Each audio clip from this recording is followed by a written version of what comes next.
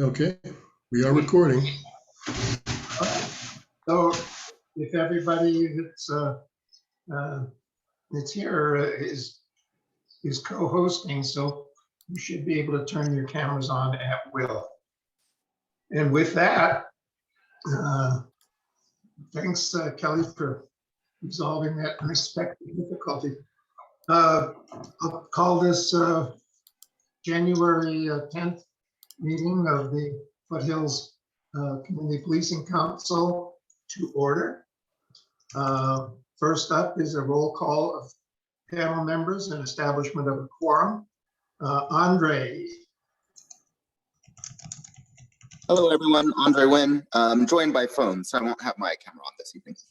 Ah, okay. Well, we're glad to have you here anyway.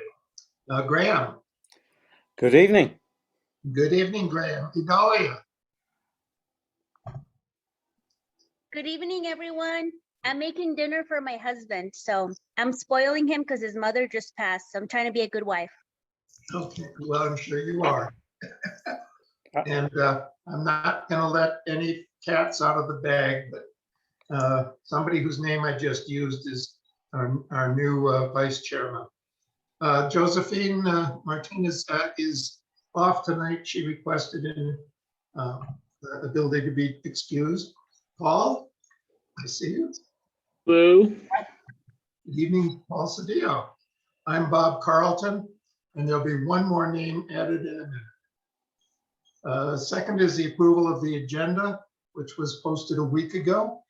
And if there's no loud objection or even soft objection, we will approve the agenda as posted on our website. All approved. It's approved. There's no negatives, so the agenda is approved. Approval of the minutes of our December forum, which were nicely prepared by Martisa. Those minutes were also posted to our website. Is there any disagreement over approval of those? And there's no disagreement, so the minutes of the December forum are approved. New and unfinished business. Resolution, couple of resolutions here. First, a resolution concerning former counselors. And that's a resolution of appreciation dated as 22/01/01. The Foothills Community Policing Council offers our thanks and appreciation to Judy Young, David Zoik, and Samuel Neverez for their service to our community and their participation on the Foothills CPC. We have enjoyed and profited from their participation in the deliberations and decisions of our council and wish them all the best of health and success in their future endeavors. Is there any objection to submitting this resolution as the unanimous product of our CPC? Hearing none, we will submit it to Kelly for posting. Resolution 22/01/02, appointment of one person to the Foothills Community Policing Council. Whereas one person has applied for membership in the Foothills CPC and has demonstrated their interest and ability to participate in the affairs and activities of the council. The members of the council have agreed to add this member of our community to our council with immediate effect. Her name being Jean Hamrick. And Jean, glad to have you joining us. Is there any objection to this resolution being submitted and having Jean join us? Hearing none. Thank you very much, everybody, and thank you, Jean, for joining us. Welcome, Jean. Welcome. So with that, I'm not quite sure what to do, except, Graham, what's that behind you? Well, there was a rumor going around that we took a portrait of the four gentlemen who were involved in the shootout August the 20th And we're hoping that this week we will have a time that we can meet with them and Commander Collins and present them with a framed, I'll bring it up, let's see if you can see it, framed version. Now I don't know if it's going to show on here. Maybe, no, anyway, sorry about that, can't see the framed version on the screen. You But got we plans have to the a large other frame side. version is about this size, with a little plaque on the bottom explaining the reason, and we hope we will be able to present that to them sometime this coming week. Well, that's just excellent, Graham. Thank you very much. Graham organized the photo session. Graham took the portrait and produced the actual framed result. This was a recommendation made a couple of 3 months ago by Judy Young, and we're very pleased that we're able to present this to the, There we go. There we are. That's it. And that's really nicely done. Thank you very much. So Judy Young proposed it, and we all approved, and Graham made it actually happen. And we will feature this portrait and the presentation information in our February newsletter. And with that, it's time for Commander Collins to provide us with an update on the Foothills Area Command. Hi, Bob. So I hope everybody had a great holiday, great Christmas. I know that I was actually one of the statistics this time. I picked up COVID some point in time over Christmas holiday. So that was lots of fun. Fortunately for me, it was pretty mild.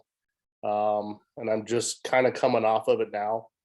But it was bizarre, but it was very mild, thank God. So we got through that. Other than that, the Christmas was pretty good.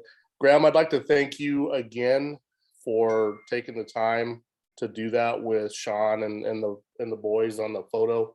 I think I'll get with Sean this week, and I think we will have some time. I should be back into the office probably Wednesday, Thursday, or Friday. So I'll get with Sean and we'll see when we can get them all together to do that. And I think we already have a place picked out where we want to hang it.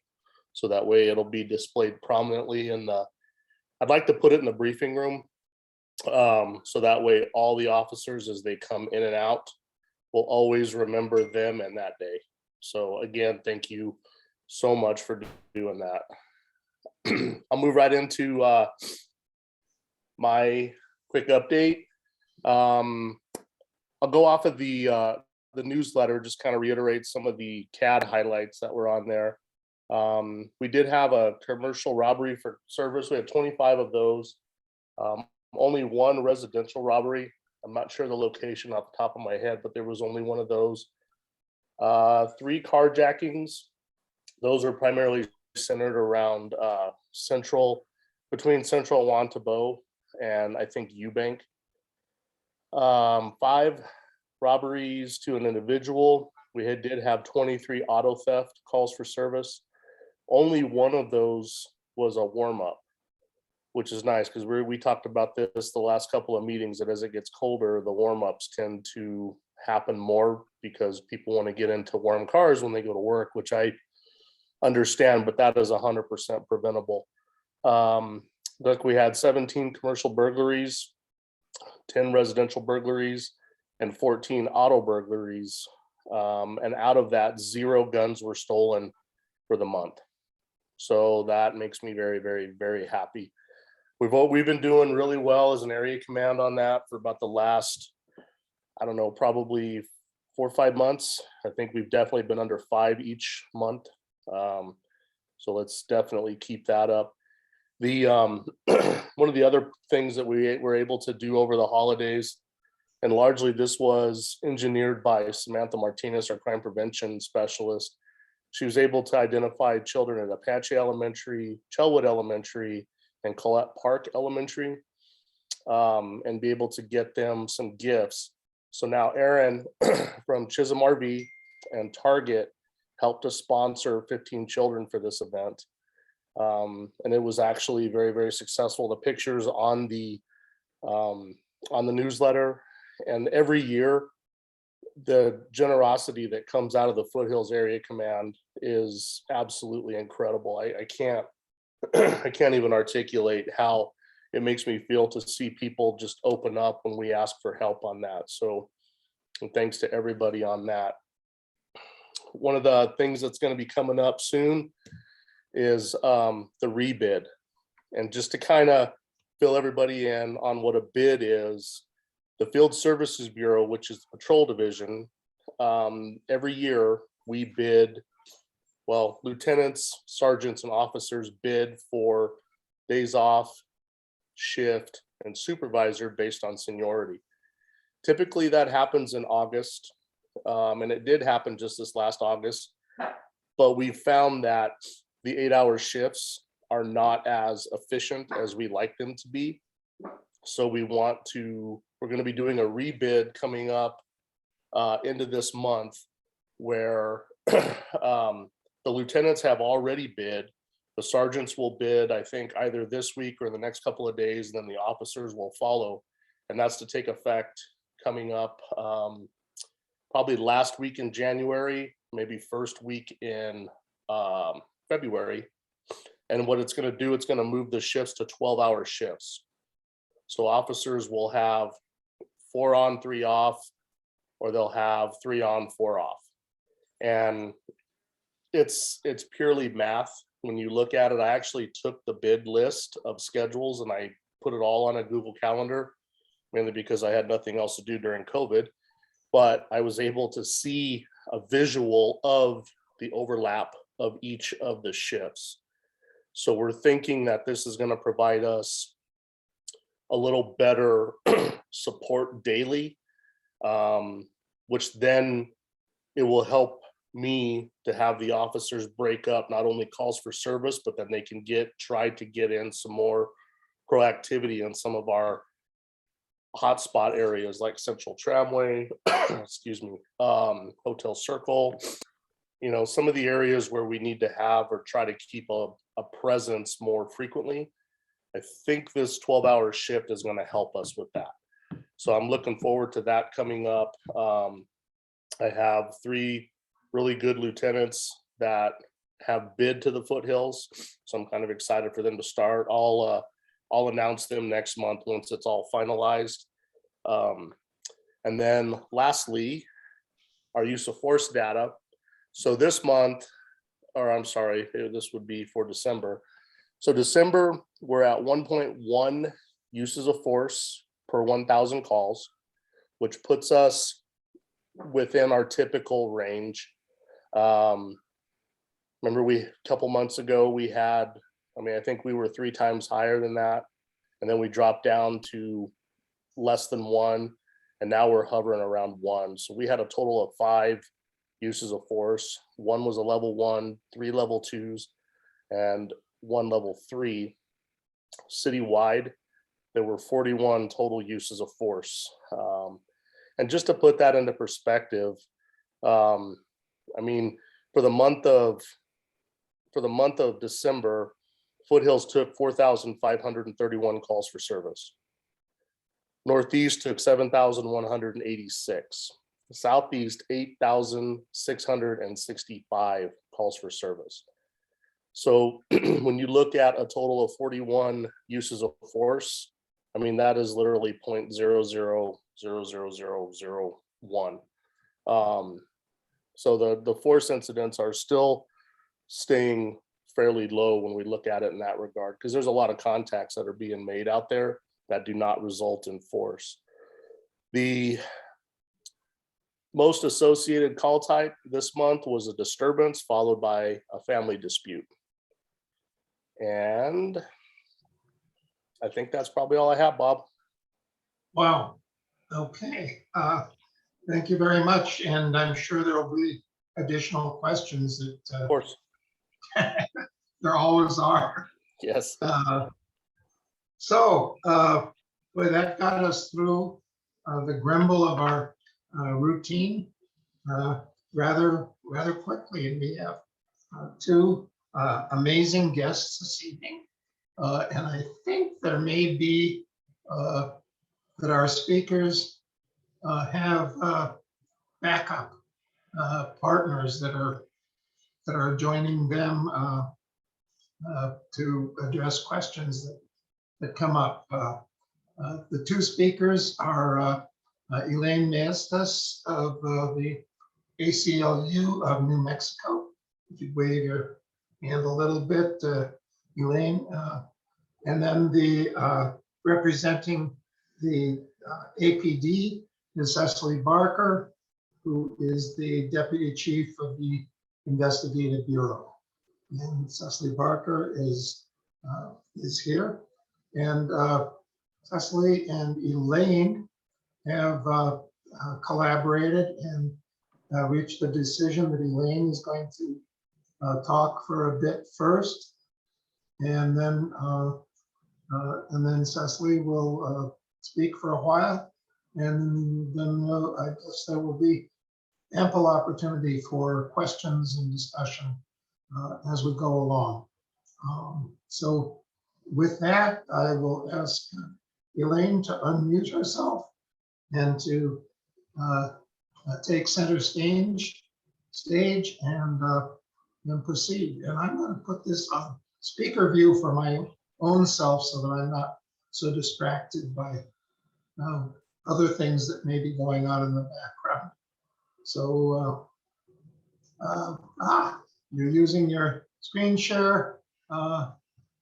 Thank you very much, Elaine, and have at it, please. Yeah, thank you, Bob, for the invitation.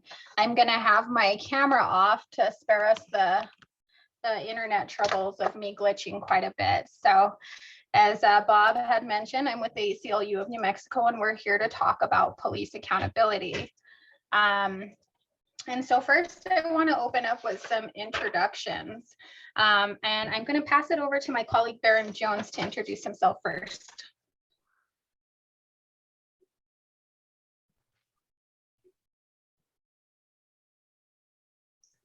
You there, Baron? Sorry about that. Hey, folks, my name is Baron Jones. I'm the Senior Policy Strategist at the ACLU of New Mexico. I enjoy my work, and the ACLU is a proud member of ATD4. So we've been in the thick of it for quite some time. And thank you all for having us here today. Thank you, Elaine. Yeah, and so my name is Elaine Maestas, and I am an impacted advocate turned police accountability strategist with the ACLU of New Mexico. So prior to my work to police reform, I spent most of my professional career in serving others with disabilities through case management. However, you know, my life kind of took a turn in 2019 with the loss of my sister at the hands of responding deputies to a crisis call. And so really my grief turned me to my advocacy, and that's what brought me to this work. And so we're going to open up with what is police accountability. And so accountability really is a fundamental principle to effective constitutional policing.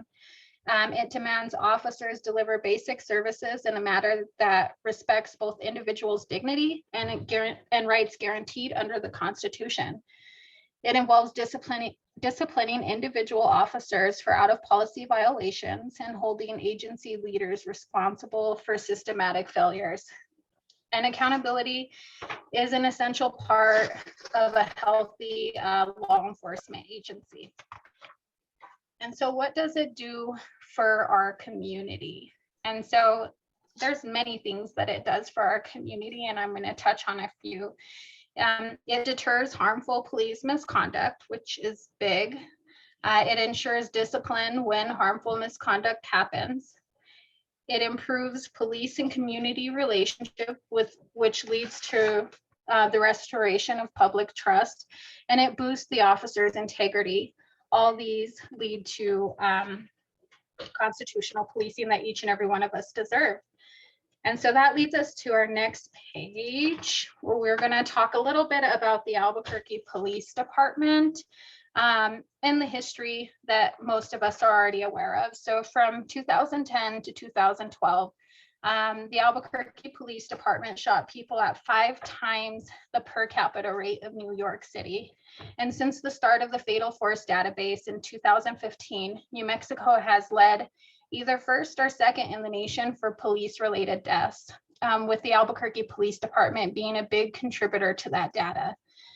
So we've lost many members of our communities to these tragedies. And so the Albuquerque Police Department does need police accountability, which leads us to the court-approved settlement agreement. And so after a public outcry following the death of many of our community members, the United States Department of Justice conducted an investigation that concluded a deep-rooted culture of aggression embedded within APD. And so the finding of these investigations found that APD officers frequently used excessive force against people who proposed minimal threat, including those who were unarmed and suffering from mental illness, which all resulted in the process that we're in now, the CASA. And so how does the CASA promote police accountability? Well, it helps produce policies and procedures that are really centered around effective constitutional policing. It has given us unprecedented transparency into the daily operations of the department, and it brings stipulated orders to help provide training and support when it's needed. The CASA, I want to just really emphasize this, it is an investment of time, money, and individual officers' efforts, but it's an investment well worthwhile.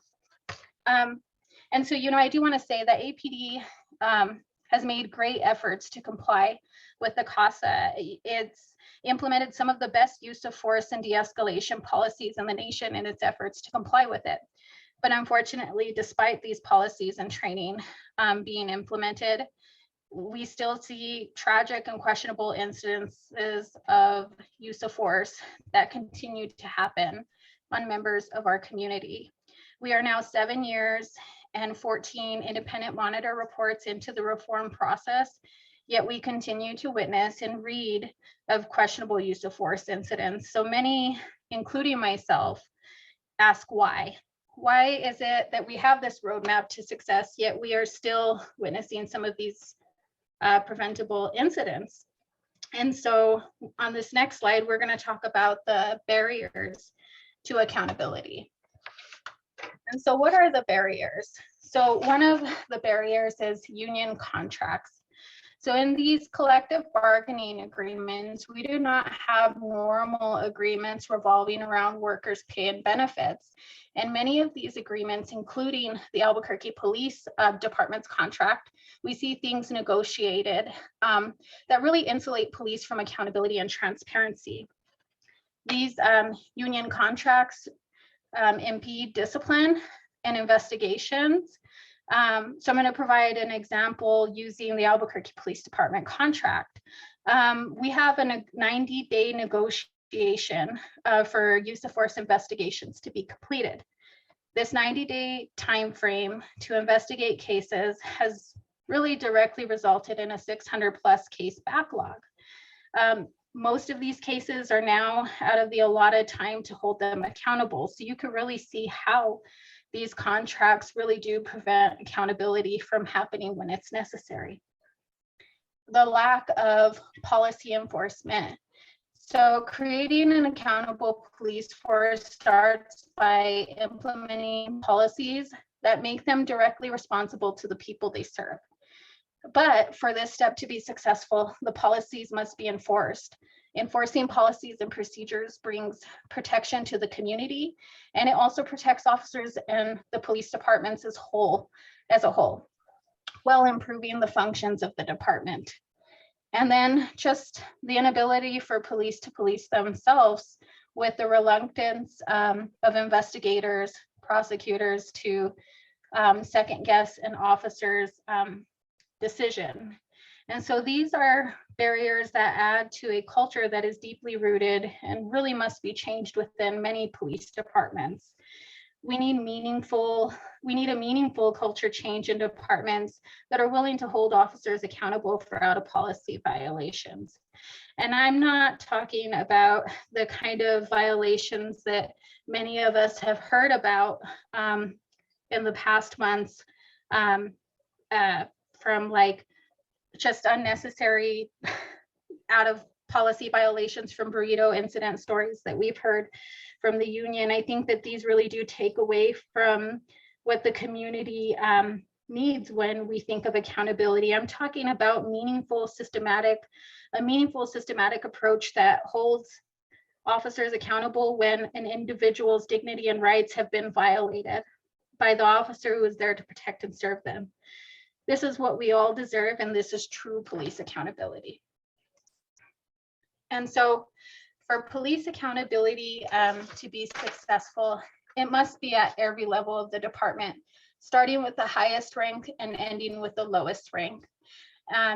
I am like a visual person and I like to give examples. So I'm going to say, let's think of a police department as a living, moving organism. The chief is the head and the ranks in between are various organs, parts, and systems within that body. So when even a minor body part like the pinky finger is not functioning, the entire body suffers from inefficiency or the safety is compromised. And so think of professional quarterbacks or receivers who are sidelined just because of a pinky injury. Something so small can put an elite athlete out of commission for a couple weeks, unable to catch or throw. In that same way, one small area that is not functioning as intended puts an entire police department and community in jeopardy. And so each member of the department and every policy, procedure, and training really is key to the success of the department and the services that it provides to the community.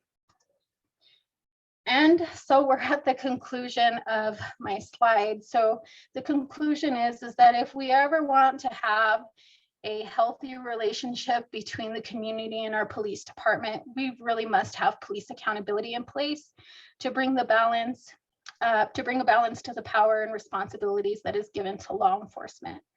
We won't realize true police reform through improved policies or training if we aren't serious about accountability. It is necessary to bring these components together to bring the people of Albuquerque the type of constitutional policing that they deserve. The subjects of the CASA reforms and police accountability really may be use of force, but at the end of the day, the CASA and police accountability is aimed at professionalizing the entire police department. And I want to end with accountability benefits the community as a whole, from the officers and the department to the community that they serve. And I am done with my presentation. I will. Thank you very much, Elaine. Yeah, thank you. And I'm sorry that I did not mention that Baron Jones was going to be joining you, and I'm sure he'll be contributing to the discussion.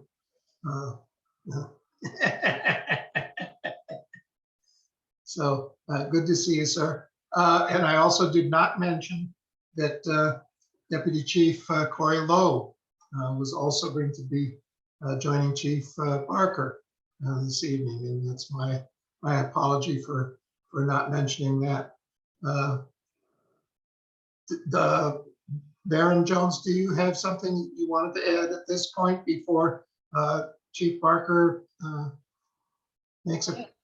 Elaine, I've captured it thoroughly. I just want to say that, when we mention things such as discipline, we're just meaning, giving officers opportunity for them to learn from their error. But thank you all for your service and having us here tonight.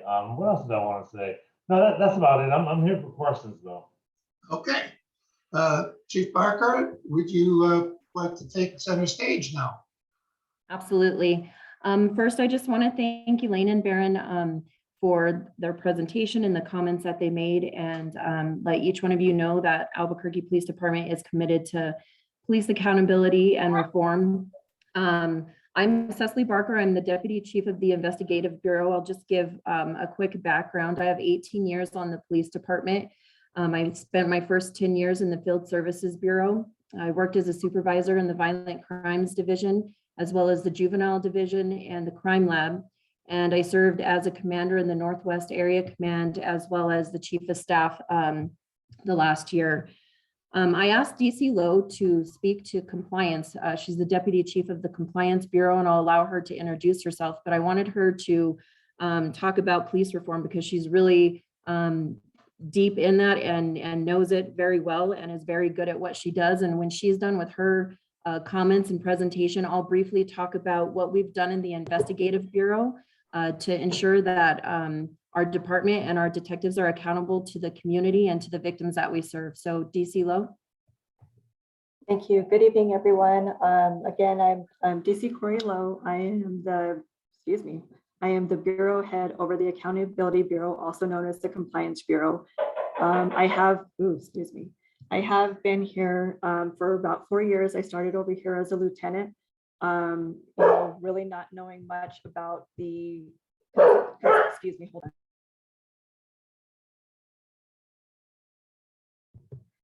Sorry. I've been really trying to work through the compliance efforts as a lieutenant all the way up to a deputy chief. I have learned a lot over the last 4 years, and I will be one of the first ones to say there was a lot of stuff that we were slow to move on at the beginning. But we have really gained a lot of progress over the last couple of years. And one of the things I wanted to stick on, because Elaine gave a really thorough presentation from the ACLU, and we appreciate that because there's a lot of stuff that we can continue to work on. And one of the things we did in March of 2021 was develop the bifurcation between the chief of police and the superintendent of police reform. This one was a big step. Chief Medina was very vocal on him trying to find a balance with himself, trying to focus on fighting crime in the city, and also ensuring that discipline was being conducted, investigations and discipline was being throughout the department. So we created, and as most of you know, we brought on Superintendent Sylvester Stanley, who retired as of December 31st of 2021. But he was brought on specifically for police reform, meaning if you look at the divisions he was over, which is the Internal Affairs Force Division, and I'll get into a little bit more with them in a second.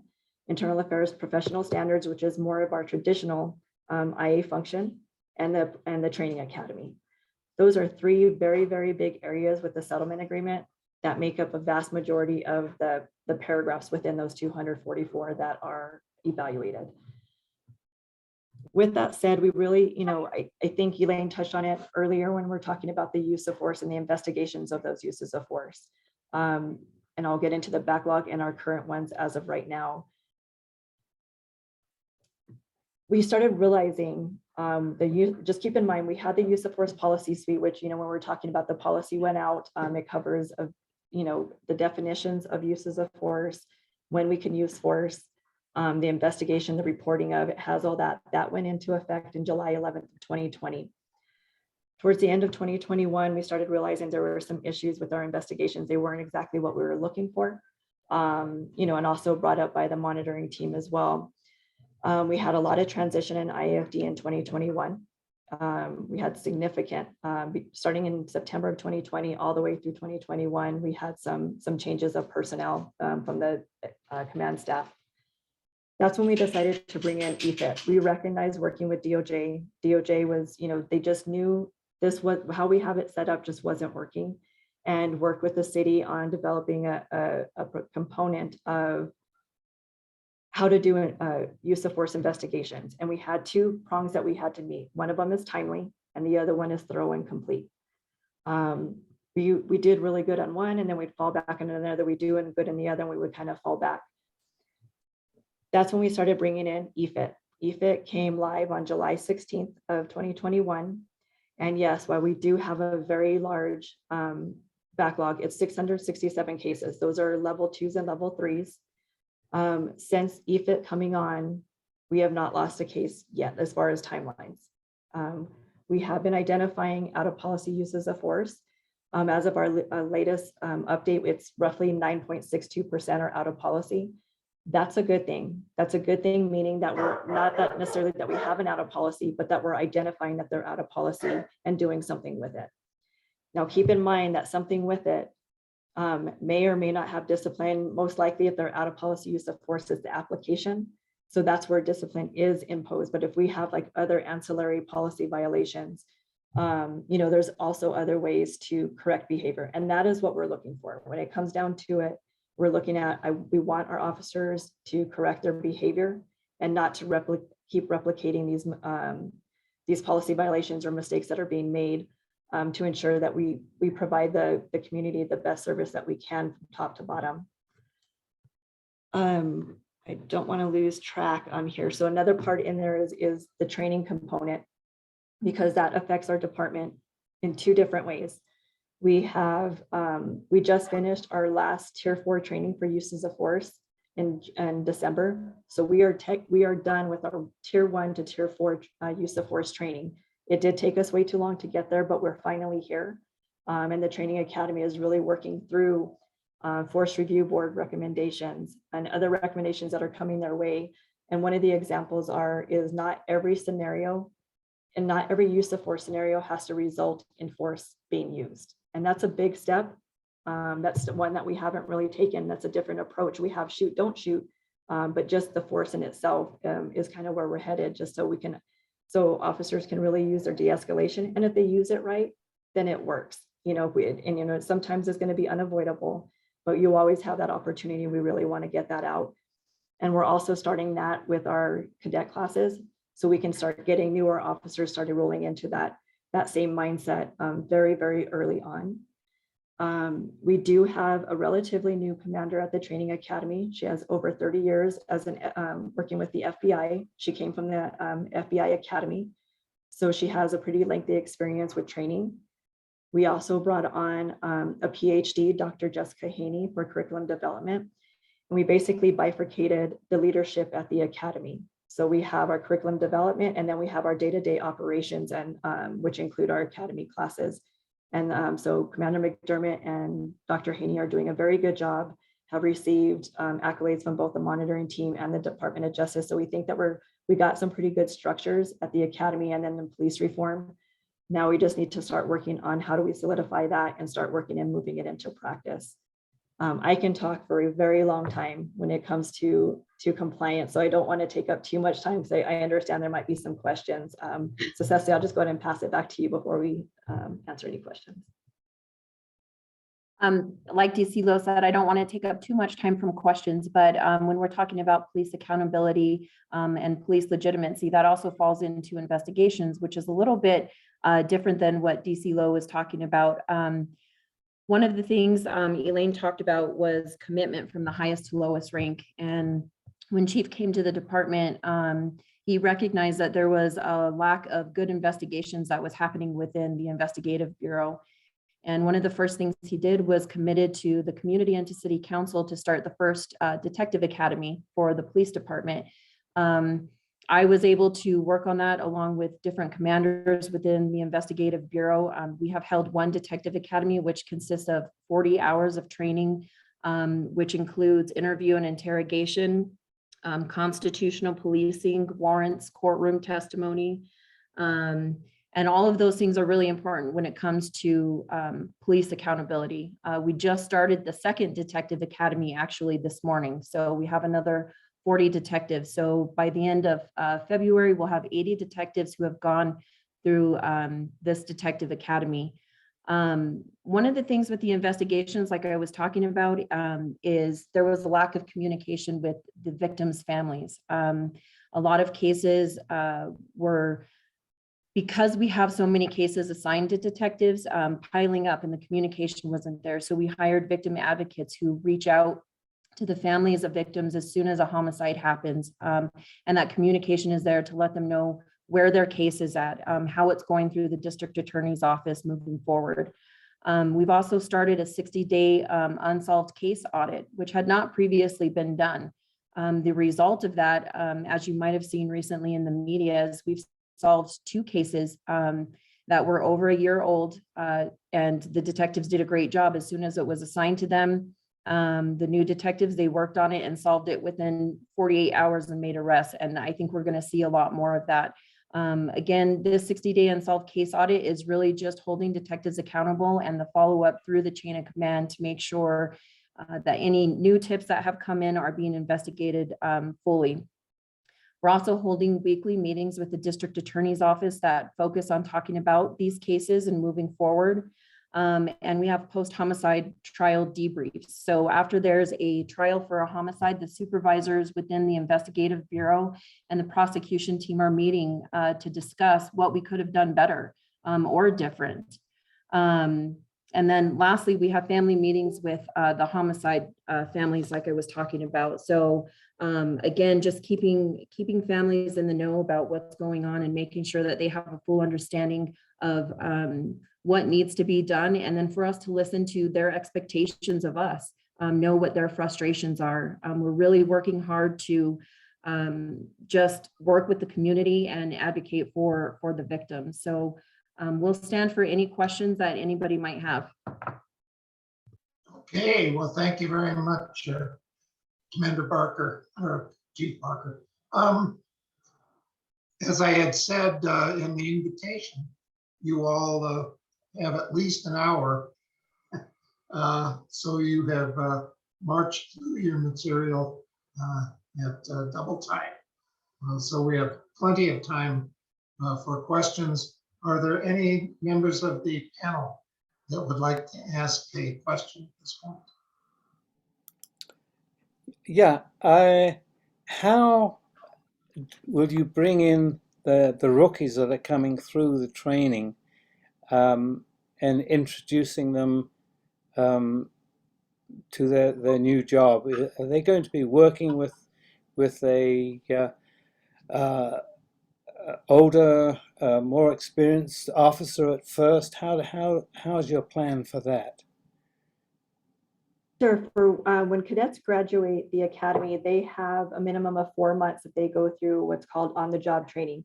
So they will be tasked with a field training officer. And so they change field training officers once a month. And so they'll go through there and they have to pass, and they're called phases. So essentially 4 phases. And you have to pass each one before you can move, each one obviously, before you can move on to the next. That is, so keep in mind, so we have CASA paragraphs that relate to not only the recruiting and background of people going into the academy, then we have paragraphs related to the academy itself. And then we have field training officer paragraph. So it kind of like follows all the way through. So we can try to ensure that these guys are getting the best training that they can and learning the settlement agreement from the very beginning. And keep in mind, like, you know, really up for what, 7 years, officers from 0 to 7 have really not known anything different than the settlement agreement. So that works in our favor because those guys are the ones that are starting to be FTOs. They're the ones that are becoming first line supervisors. So that's where we're kind of looking at, they're already used to that kind of culture and moving forward. You know, it's always a learning, and I'm not going to say that every single one of our FTOs as supervisors are exactly where we would like them to be, but we're always moving towards that direction. We have a very strong field training and evaluation program. So I think that we have a really good setup from beginning to getting them into training and then out on their own. Our field training officers, they vary. They can be 3 years on the department. They can be 25 years on the department. So there is a vast variety. So we try to, when we assign an officer, I'm sorry, a recruit to an FTO, we try to not only move them area commands and shifts, we also try to move them within like the skills, the time and service for an FTO. So we don't want to put them all with 3-year officers. We try to spread it around so they can get some a well-rounded training as they go through FTO. Thank you. It sounds very much like we're talking generational change, Chief Lowe. Yes, sir. And, you know, well, we've lost, you know, I know the union's been very vocal on how many people we lost in 2021. And the chief has also been very vocal on a lot of those guys, a lot of those officers needed to go. You know, I said they just weren't willing to change. And, you know, we did lose some that we didn't want to. And that same aspect, I don't want to like put everyone into one bucket. But the culture change is definitely there and you can see it. And the discipline has been going through there. We've seen the discipline get so much as, you know, some of these guys have been terminated because of that. And the department has terminated officers due to progressive discipline or depending on the severity of their infraction. Excellent, thank you. Paul, you have your hand up, and then I see there's also a question in the chat. So maybe you could ask your question and then follow up with the question from the chat, please. Sure. My question was, I believe you said there was a number of 50 unsolved cases, and there were 2 that were reported that were solved. I'm just curious, how did that happen? Was there just more individuals that were assigned to these unsolved cases and that was able to help? Or is there something else that was able to help in that area? And do you plan from that 2 to go to 5, 10, 15, 20 over the next year or 2? I'm just kind of curious what the future of that looks like. So we've had a lot of detectives who have either retired or resigned from the homicide unit recently. So these cases specifically were a review of the cases that were left with them. So they were reassigned to detectives that we have within the Bureau and the division. And yes, like I said, we expect to see several more cases with follow-ups and leads that detectives will actively follow up on and be able to make more arrests. We do have a lot of cases that we recently are being able to tie in together, and we are seeing a lot of forward movement with those. Okay, thank you.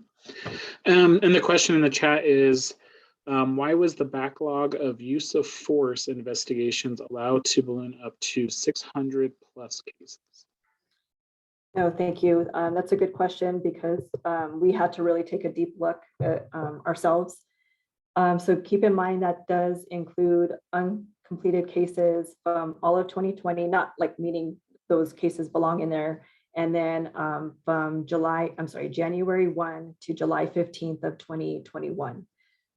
So it's a roughly about a year, because when you start looking at when those cases kind of slowed down in 2020, it was around summer. There was a lot of things going on in IFD. First, I want to say that APD takes full accountability for the fact that it grew this big. But there was a lot of things that were going on. The quality of the investigations were called into question by the monitoring team. We tried to reevaluate that. We took a couple of missteps as we tried to overcorrect. Then the FRB really started functioning like they were supposed to, and they were really kind of running on all cylinders, which in turn sent some cases back to IFD, then became really critical of the investigations. We saw a lot of use of force investigations being called into question, so much that the entire IFD chain of command in certain cases received their own investigation, internal affairs investigation. So that happened on numerous occasions. And then it almost became like they were like gun shy to finish cases they weren't doing. And then it just almost came to a stop. And then, like I said, there was a change. They had 4 commanders in the matter of 90 days. I'm sorry, 120 days. There was a turnover of 4 commanders, which that stability is always difficult. In February of 2021, we still started recognizing just the massive issues that were going on. And we had already started working with the DOJ on the EFIT stipulated order, the external force investigative team, because we were learning that we weren't able to function as a division, being able to focus on the use of force investigations along with any misconduct that came out of there, because the IFD does still work on those cases. So it became do we focus on the quality of the investigation or do we meet timelines? And it became, we were just incapable of making that balance at the time. That's what it comes down to. And we started developing the stipulated order with EFIT. We started coming up with the plan. And, a good example is they asked, hey, can we have your process from a case from beginning to end, everything that it includes? We didn't have one. And that doesn't sound like a big deal, but when you start looking at all the components in any one investigation, you can see how little things add up. And then by the end of a case, it's just a much bigger problem than what it needed to be at the beginning.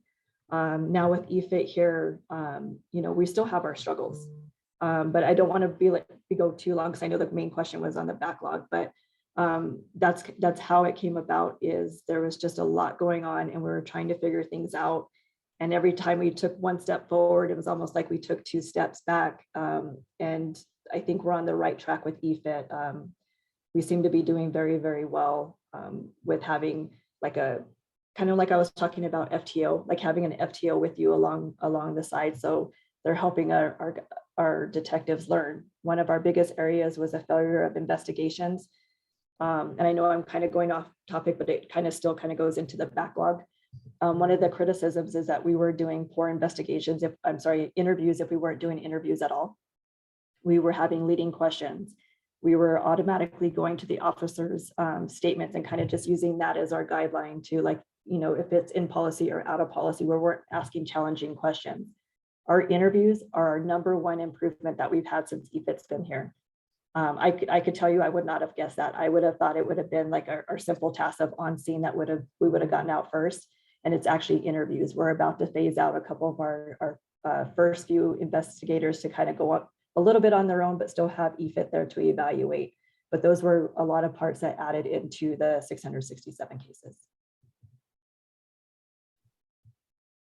Okay, thank you very much.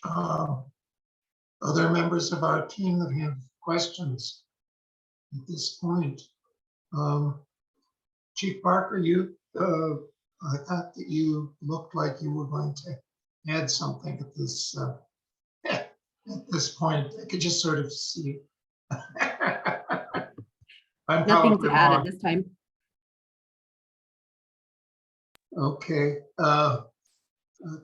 I'm wondering how this backlog and the change in the EFIT and the change in the internal investigation capability is affecting people at the level of the area command. And I'm wondering if I can twist Commander Collins' paw a little bit and ask him to follow up, please. So, excuse me, your question is, how is the EFIT process affecting us at the area command level? More or less.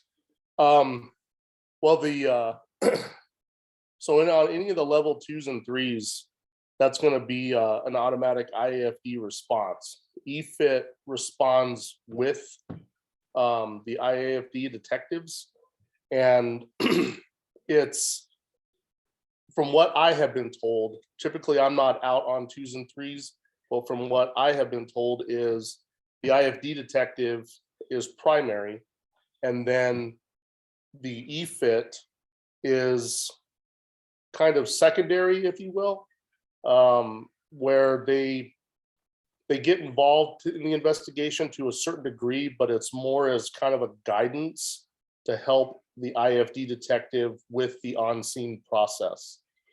So as far as where it goes after that, I'm not entirely sure once they leave the scene, but I do know that the scenes appear to be, from what I'm told, a bit smoother, because there's a lot of moving parts on an investigative scene, and so much so that even on level 1s, we actually have a list of things that a sergeant has to do, and they have to do similar things on a level 2 prior to the arrival of IFD.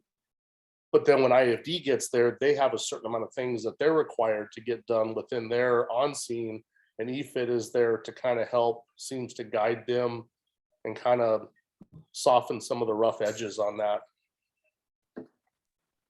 Commander, I don't want to put you on too much of a spot, but have you noticed a change? Because you end up with the fallout from every investigation, whether it's total exoneration, everything was done according to the Hoyle, and everything was properly handled, and complaint was bogus. Oh my, there is a problem here. All of it comes back down to you. Have you noticed a change in the last 6 months? I have. There's actually been a bit of a change in that process as well, because most of the lower level, I guess, policy violation really gets handled at the area command level. And we're talking more, I mean, really low level misconduct and policy performance problems. So most of the other higher level stuff actually goes to the deputy chiefs. So I haven't really seen a completed product as of yet, because I think it's largely because of that change. Most of the 6s and 7s, and a 7 being a verbal reprimand and a 6 being a written reprimand on our chart of sanctions and our SOP, that's largely what the area commanders have to deal with now. But I mean, like I said, I can say that it does appear that a lot of those rough edges on some of the investigative stuff is getting smoothed out quite a bit, because a lot of these guys and these folks from EFIT, they're lifelong investigators.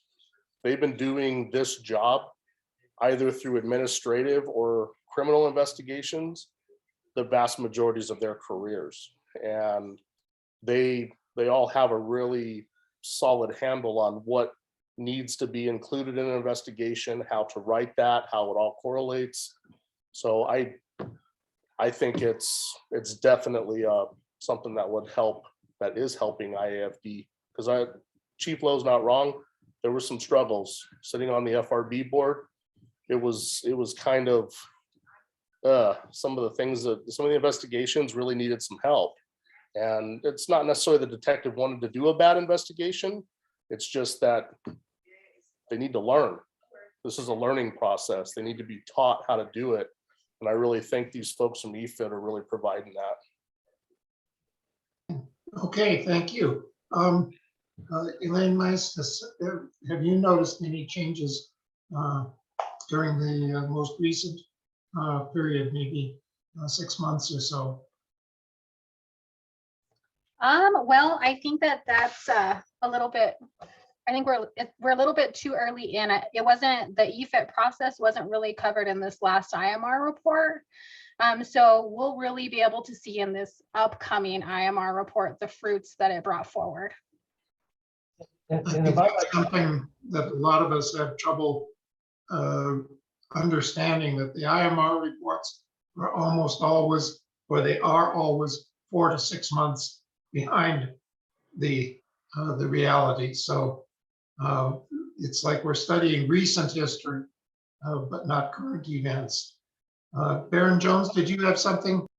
I would just say that I believe the processes that are that EFIT is bringing along is going to definitely have some sort of positive result on the department's progress with the court-approved settlement agreement. And I'm listening to the deputy chiefs and the commander here, and I'm feeling sort of refreshed that folks are really buying into the process of improving our department. So I just want to thank everyone on the call. And someone asked in the chat, are those backlog cases lost for good? And I would just like to say, of course, I'm not with the department, but no, they will go through the process. And I believe the idea from sitting in the status conferences and the amici meetings that the goal would be to use those investigations as ways to further educate the department officials in doing things better. That's my non-police response. So it's going to be awesome.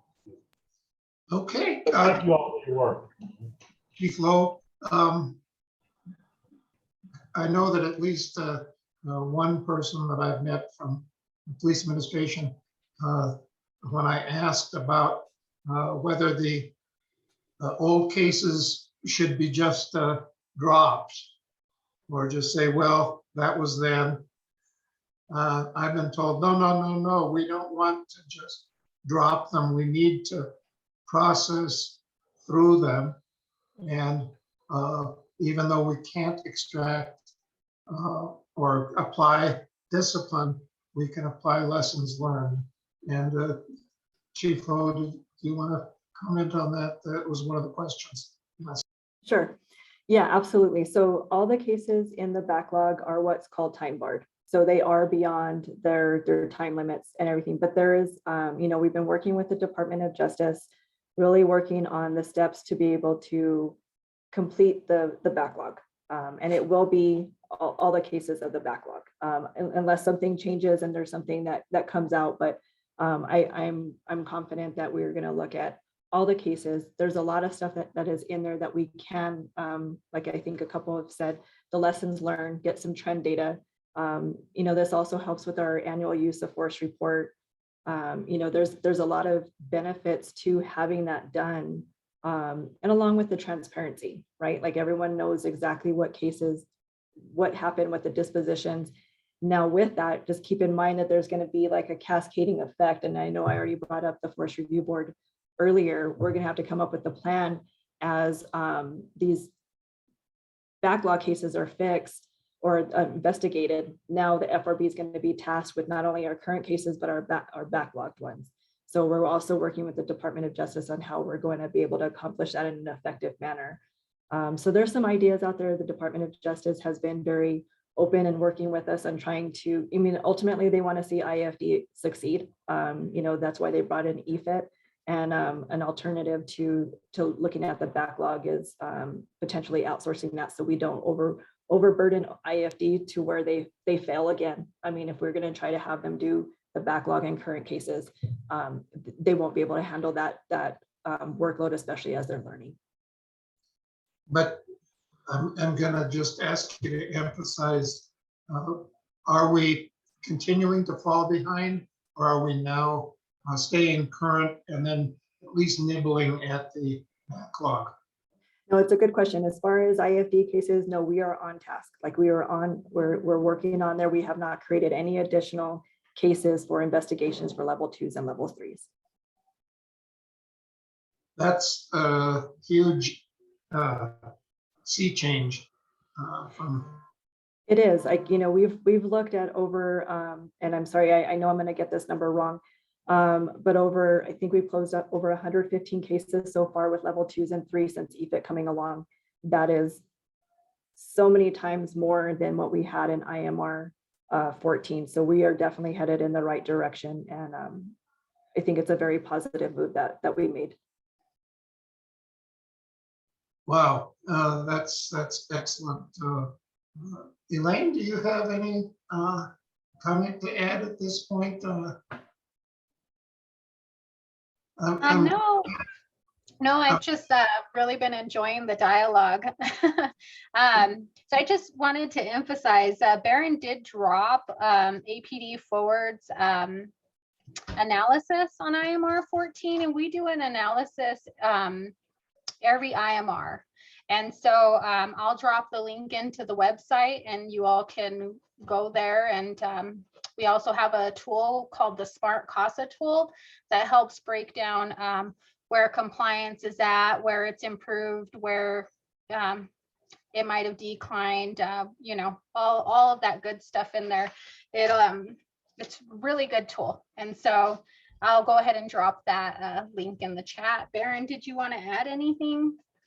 No, just thanks for, like you said, thanks for the dialogue, everyone. I learned a bunch tonight, and I'm really sort of refreshed at the progress the department is making under EFIT, and looking forward to those positive results coming next November, whenever it's going to be, when they release that other monitors report.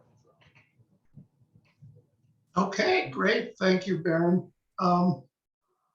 Chief Lowe and Chief Barker, the question was raised in the chat concerning time-barred investigations, and the person would like to know what is it, just lessons learned, or is there more that we can be gained that can be gained from these investigations? Of course, kind of like Elaine talked about in her presentation, we have the collective bargaining agreement, our union contract, and that required, like, once those days are done, you can no longer impose discipline on those. So it's very similar to, unfortunately, our first backlog, that we had in 2018. Those were time barred, and but yes, you are correct that we cannot do that, but that doesn't mean that we can't have some sort of remediation. That comes with retraining, it comes with coaching, we have just trend data that we can figure out, because a lot of it may not just be person dependent or like one individual. If we look at the trends, it might be something that we need to take a look at as a department as a whole. And I will say that FRB has done a really good job of identifying stuff like that, and I can foresee that the backlog investigations will do the same. I hadn't thought of that at all. These cases are not just random occurrences, and they may reveal trends or issues that need to be resolved through training and supervision.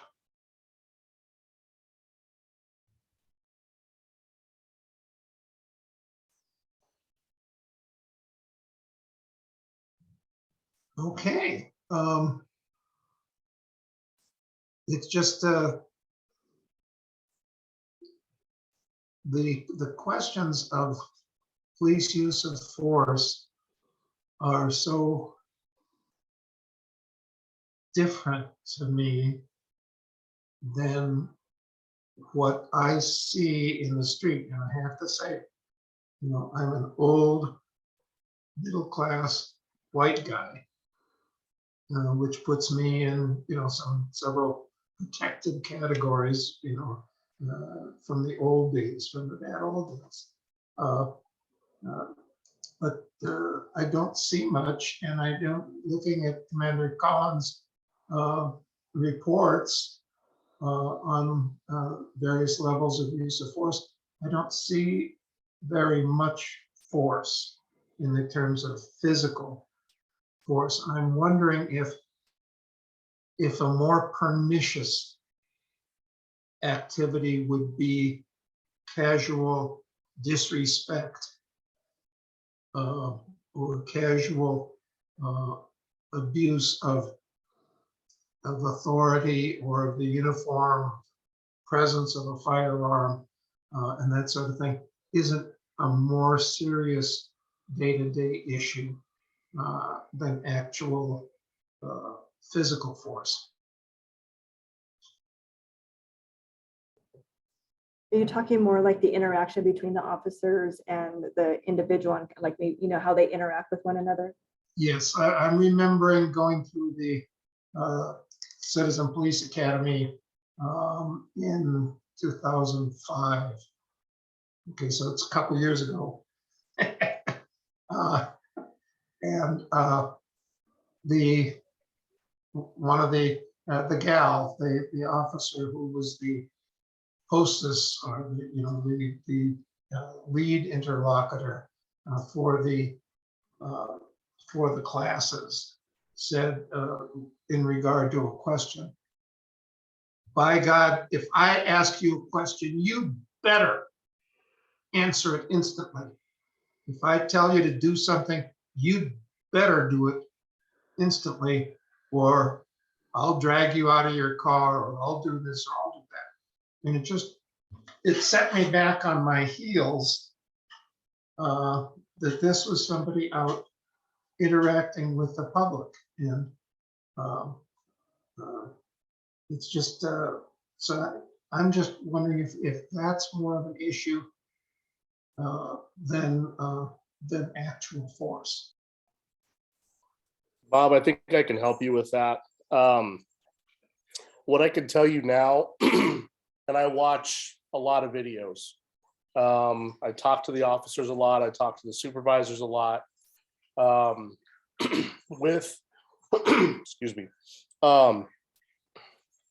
you know, and I know exactly what you're describing from years and years and years ago. It was kind of the attitude of, you always will do as I say. Now, if a police officer does give a lawful order, we should follow that order. I mean, because we have the authority, and as long as there's a lawful objective and it's a legal order, we have the right to do that as police. Now, having said that, that doesn't mean that I have to project it to you in the manner that you witness from the Citizen Police Academy, because we're humans. I may be a police officer, you're not, but we're still humans. And what I see nowadays a lot is officers are starting at that really, really low level, that voice intonation level, that really low, the asking, the negotiating, and even when somebody's really ramped up, they start trying to just bring that person down. You know, just calm them down, talk to them in soft tones. I see a lot of that these days. Very, very seldom does the interaction just go bad from the very beginning. It does happen on occasion. You know, you got the officer yelling, you have the citizen yelling, and it turns into this headbutting. But largely what I see, and the best example that I can give you is my PRT team. These officers with Lieutenant Garrett, they make 1 to 2 arrests a day. And I cannot honestly remember the last time I saw a use of force come out of that team. So they've learned to build rapport. They've learned to build respect, trust. And I see it every day. They make arrests and it rarely results in needing to use force. So I think as we're moving through this process with the settlement agreement, officers are understanding the new ones from the academy. They're getting a lot of that practice time with the de-escalation and the just talking, the communication part, as well as the more senior officers who are getting that through the RBT. And they're actually policing each other. If one officer is getting a little upset with somebody, another officer steps in, moves them out of the way, and takes over the call. Because we're human. I mean, people push buttons all the time. And it's sometimes an officer will step in and they'll save their partner. And that's something I advocate at the briefings when I talk to my officers. Do not let your partner go down that path. If they start getting ramped up and excited, move them to the side, you take over the call. And I think that largely is what's happening, which is why you see well over 15,000 calls for service and you have 41 uses of force. So I think proof is in the pudding right there. Excellent. That's a great response. Thank you very much. You're very welcome. And Elaine, you had your hand up a moment ago. Yeah. So I just wanted to say that I think, Bob, you really are raising a good concern. And so my sister was only 4'11" tall. She was a young woman in the middle of a mental health crisis. And so people in crisis like Alicia, and even the James Boyd situation, like James Boyd, you know, their reality is different. And so too often failing to de-escalate or even escalating a situation by giving somebody who can't fully comprehend the commands that are being given to them leads to very tragic circumstances. And it's an unfortunate reality that my family has to live with. And so I think one thing that I have a question on is, what is the training that you all receive like when it comes to de-escalation? Who wants to catch that ball? I got it. No, we have 24 hours of mandatory use of force training every year. And within that training, it's mandated that we have de-escalation. You know, we do have a whole policy dedicated to de-escalation and the definitions that have to be used for that. So we have a lot of scenario-based training, and a big portion of that is scenarios on how to interact with people. You know, we also have mental illness training. You know, and again, those ones are always hard, right? Because when they go to a call, you're asking an officer to be able to make that split-second decision in some situations. And then there's also those times where there's a little bit more time to evaluate, see what you have, and then be able to try to figure out what the best course of action is if there's other ways to be able to interact. Our de-escalation training is actually very, very good. You know, and I don't mean to keep going back to FRB, but there's a lot that comes out of FRB that has been able to impact the department. And one of them is we used to have essentially de-escalation and orders almost kind of tied together when and they kind of intertwined. We have actually separated those out, just letting our officers know, like when you give orders, that is not necessarily de-escalation, right? Like, you know, if you have that time and distance to be able to de-escalate that and kind of slow down the situation. And the idea is to calm the situation as a whole. You know, so I think that's a great example. And I'm going to follow up on Commander Collins, because what he teaches his officers is something that we teach, you know, we're trying to get across the department, and we have seen those interjections. We have absolutely seen calls for service where that button was pushed on one of the officers, and one, if not more, step in and kind of take on that primary role and really kind of bring that situation down. You know, I would say that 10 years ago, we weren't really there. I'm not going to say we weren't really there. We weren't there. And so I think there's a lot of good things that have come with de-escalation and really kind of explaining to officers like what that means. And it's not always just verbal. It's even just us not going, you know, 10 to 1, just us showing up. It's kind of, you know, keeping back. It's like keeping, you know, that little bit of distance, that barrier to where the person that we're talking to, we can evaluate it a little bit more. We can slow things down. We also have supervisors going to on several calls. While in itself, you're like, well, does that really mean de-escalation? Well, in a way it is, because that's the supervisors there to kind of lead the scene, slow it down, kind of like come at like more methodical approach if we have the time to do so. So I think de-escalation has gone very, very well. And we do mirror other departments under the consent decrees when it comes to de-escalation, not only tactics, but training and policy. Thank you. Sort of a related question. We have a new department on board here within the city, Community Safety Department. And then we also have the county level behavioral health department.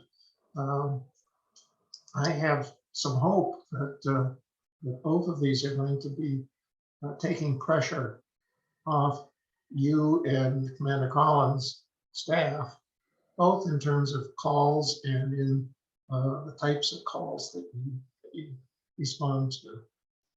Anybody want to comment on that sort of thing?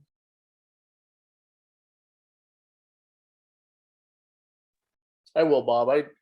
I've said it before. I'm a huge fan of the ACS model. This is something that, I mean, I've been on the department for 25 years, and back when I was a young patrolman, they would send us to calls that we had no idea how to handle it. They didn't know who to send it to, so then it always fell on police. And I think I really hoping that the ACS model in the department really expands, because that does take a lot of those calls away from the police, because not every situation requires police intervention. And I think if we have those that are trained in that type of expertise, I think the outcome on that is largely going to come out positive. I know the officers are pulling for ACS and the community model on that, because they want to do law enforcement. They want to catch criminals. They want to prevent burglaries. They want to prevent violent crime. So I'm just, without getting into it too much, I'm a huge fan of it. I hope it does really, really well. Excellent. Regarding one thing that was tangentially mentioned, we had a chief, retired chief from Longmont, Colorado, a few months ago as a speaker.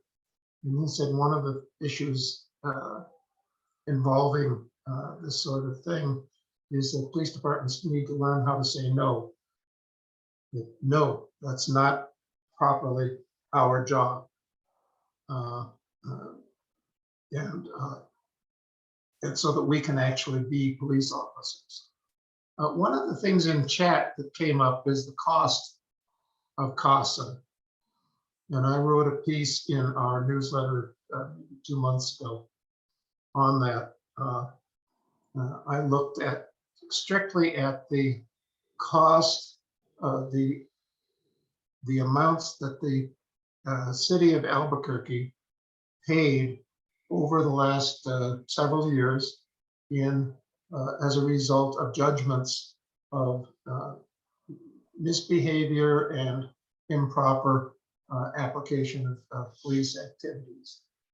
And we've been spending a considerable amount of money on CASA, but the reduction in insurance payouts as a result of police misconduct and errors has far more than has accounted for far more than the total cost of the CASA agreement.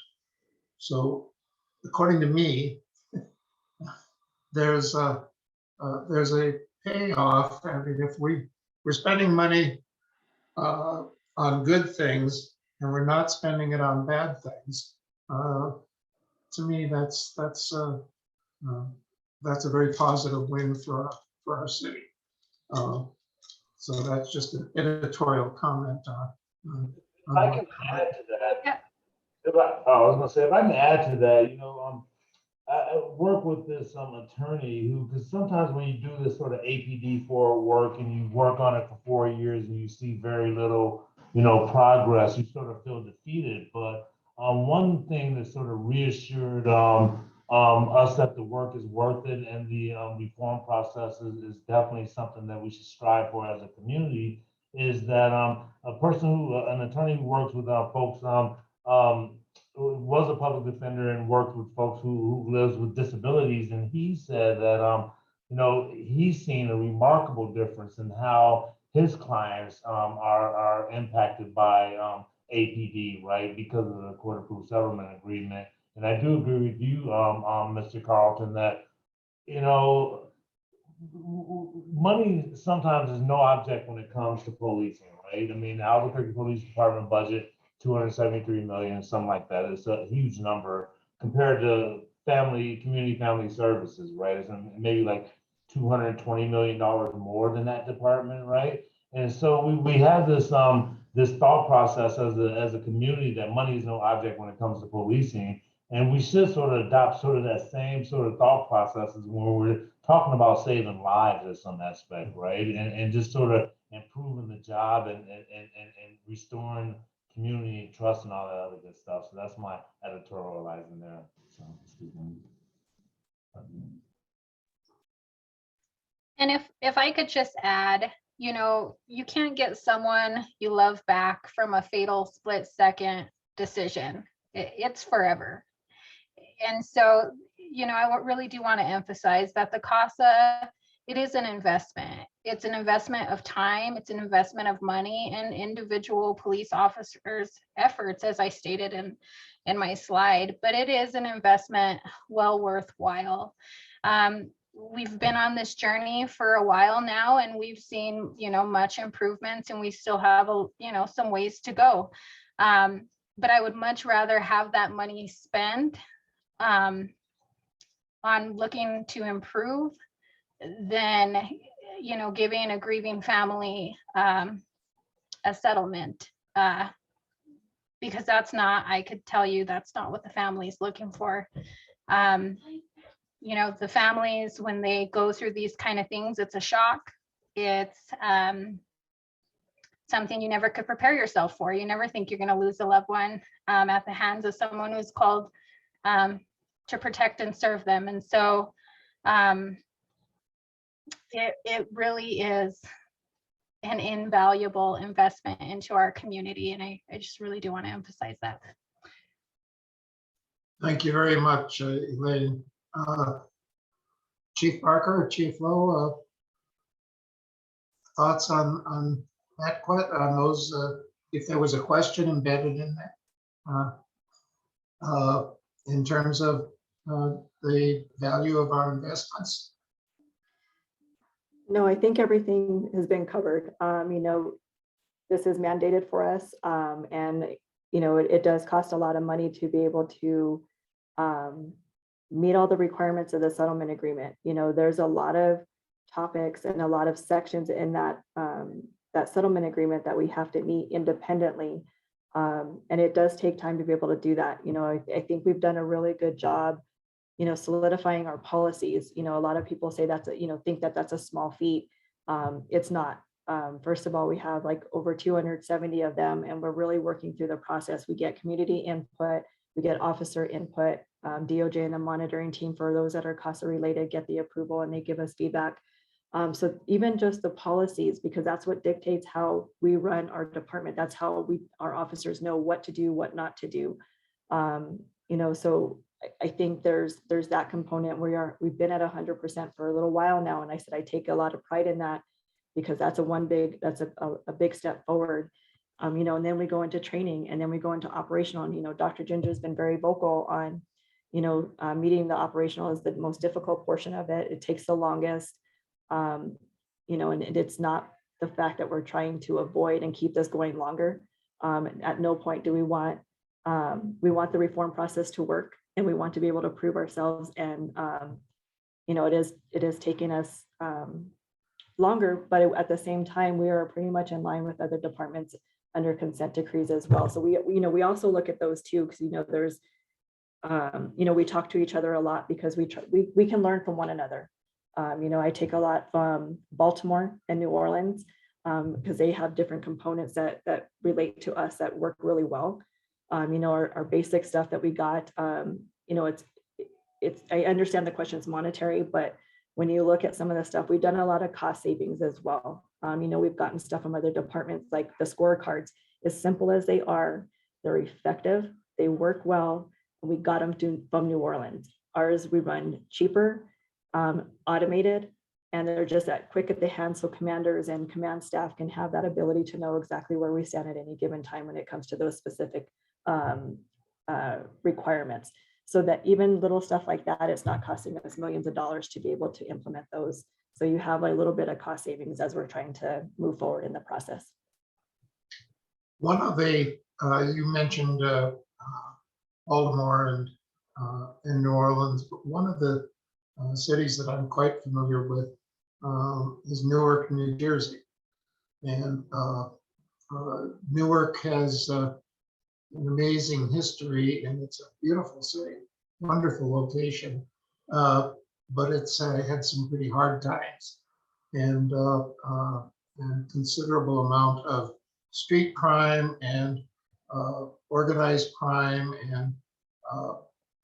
and poverty, all mixed together, and they went through the entire year of 2020 with 0 weapons fired by a police officer for the whole city, for the whole year.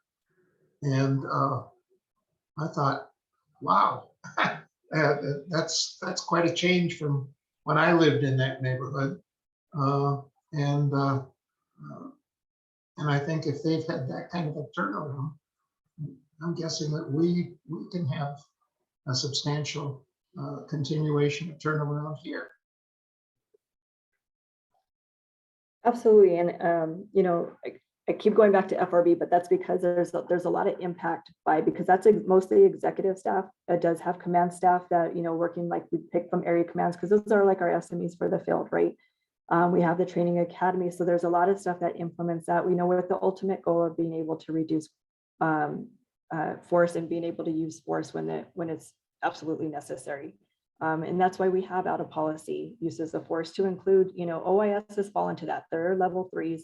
Obviously, it ended in a firearm discharge, but they're still investigated the same, and we do a lot of work through that. We also go through the criminal side.